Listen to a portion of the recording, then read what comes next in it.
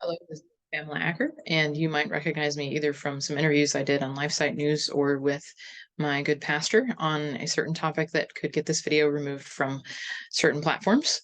Or you might recognize me because I speak frequently with the Kolbe Center for the Study of Creation about the biological impossibility of evolution.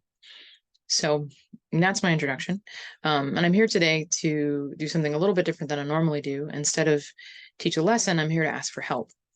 So a few weeks ago, I was informed by the Kolbe Center that due to the nature of the organization being funded entirely on donations, there's insufficient funding to continue to employ me full-time next year. Now, they've been employing me full-time since December of 2021.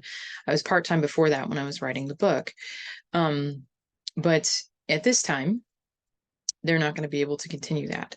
And so there's a lot that I would like to be able to do in terms of researching, reading, and writing. And there's some updates to my original book that I'd like to do. There's a chapter on polio that's forthcoming. There's a chapter on current inoculations that's also forthcoming. There's a chapter on the connection between abortion and certain pharmaceuticals that's also forthcoming. And I really like to be able to put those things in print, but it's going to take a few more months of research and then a few more months of writing to make that a final draft. There's also a project I've been working on with homeschool curriculum.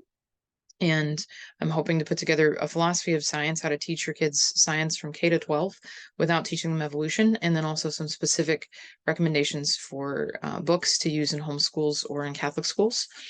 And I'm also, once I finish the update to my first book, I'm looking at writing an additional book on what a Catholic medical paradigm would actually look like. So there's a lot of things coming that I really would like to be able to continue to work on. And I don't want that work to come to an end because the funding runs out.